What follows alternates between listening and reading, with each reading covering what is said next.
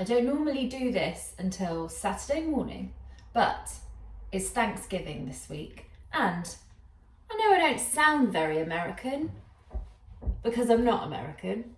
That was a really weird thing to say, but it's Thanksgiving, and so I felt like I needed to honour Thanksgiving by making a pecan pie. Thanksgiving is Thursday the 26th. And if you do want to make a pecan pie and you want to use my Paul Hollywood's recipe, then you've got enough time. This is Paul Hollywood's recipe, and it comes from, coincidentally, a bargain book, Pies and Puds. I personally believe that any recipe book with the word pie in the title is going to be a good one. First thing you need to do is the pastry. In my bowl, I have 200 grams of plain flour, 2 tablespoons of icing sugar, and I've cubed up beautifully 100 grams of cold unsalted butter. And just like we normally do with pastry, we're just going to mix it together with our fingers to make something that resembles breadcrumbs. I also noticed as I was buying the ingredients today that pecans are expensive nuts. Especially at this time of year because pecan pie. So you could mix it up. I think you have to use some pecans because otherwise you're kind of missing the point. But I've done it before with pecans and some cashews as well, hazelnuts, almonds, anything really. Just a mixed nut pie. So as long as the measurements are the same, then put whatever nut you fancy in. So when you've got it to a breadcrumb consistency like that, it should only take a couple of minutes. Then I've got in here an egg, which, sorry, lots of things going on. I'm gonna just whisk lightly. You need a teaspoonful of lemon juice, so I'm just going to do this by eye, which might be a terrible mistake. And then 2 tablespoons of cold water. So to make the water really cold, I've just put some water in a jug and put 2 little ice cubes in for a minute, just to make sure that it's really cold, because pastry needs to be kept cold. So 2 tablespoons, and then leave the water just in case we need to add any more. Just give this a little mix together. And then create a well in the centre of your flour butter mixture and just pour that in. And I'm just gonna use the fork to roughly get it into a dough. And then once it's a bit more dough-like, I can go in with one hand. I say one just in case you need to do anything, you know, like not get pastry mess all over your kitchen or answer the door, but I don't have anyone knocking on my door at this time of night. Oh yeah, look at that. So that is coming together nicely now.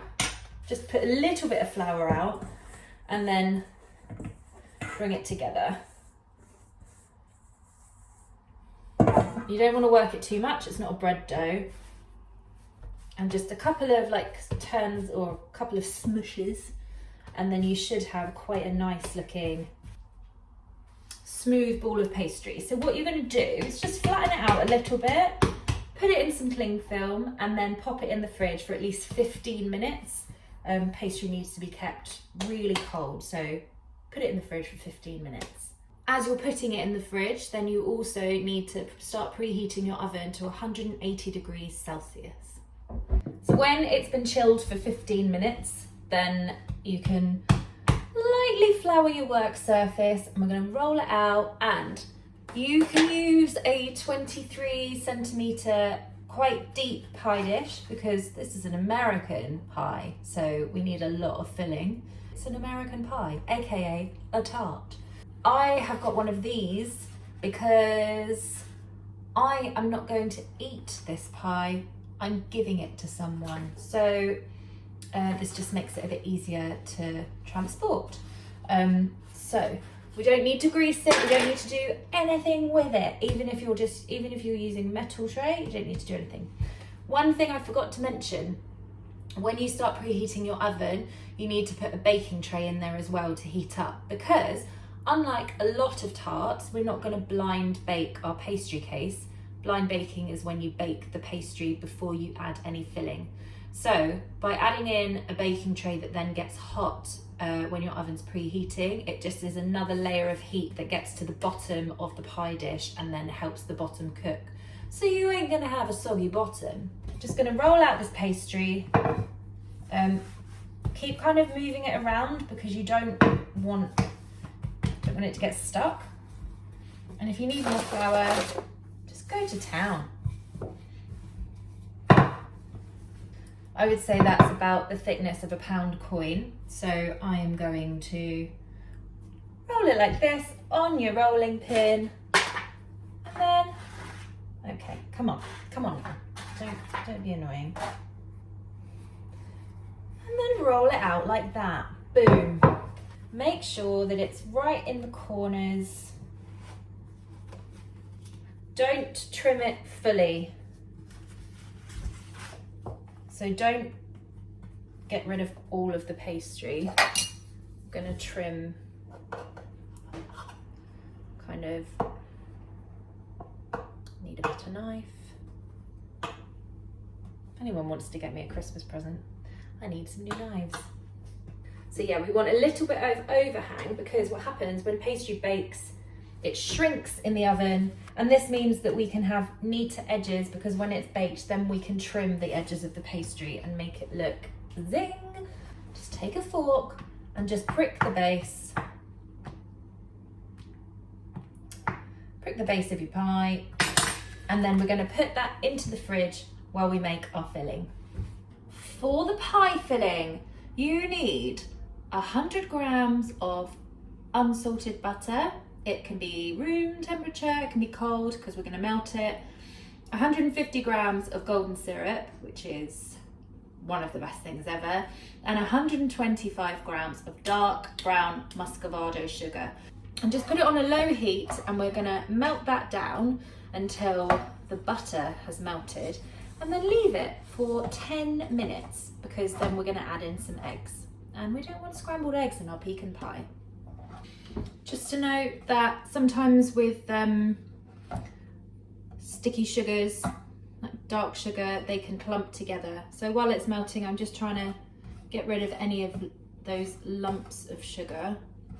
Just pressing the spoon to get rid of them all. But they should sort of dissolve as the mixture heats up.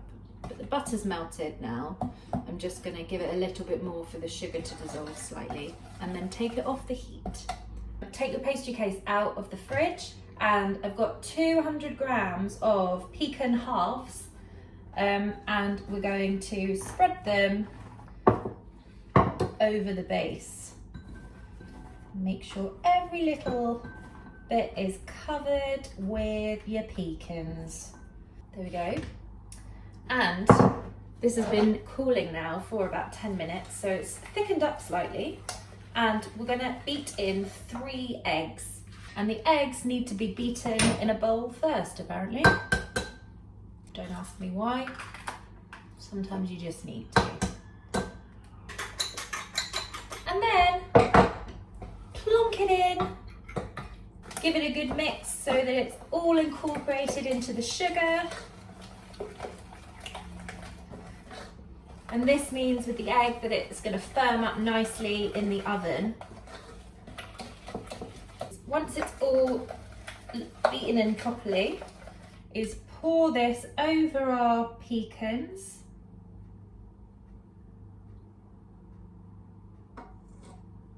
Like so. Oh, this might have been a mistake. And then it needs to go into the oven on the hot baking tray for 35 to 40 minutes.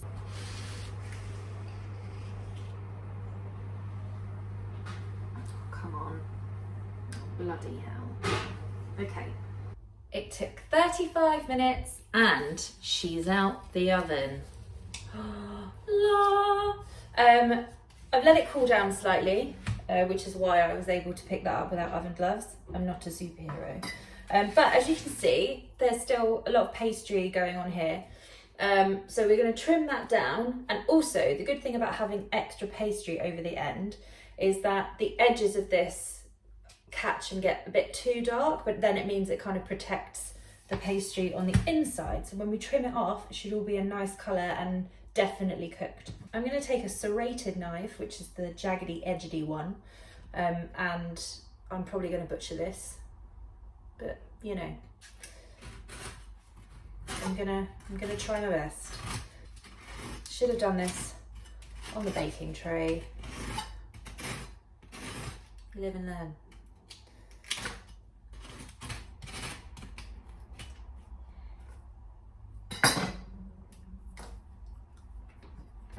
Oh yeah. So there you have a lovely pecan pie for Thanksgiving. Give it a go. You don't even have to be American. And you can serve it warm, you can serve it cold. It does go very well with a nice little dollop of whipped cream.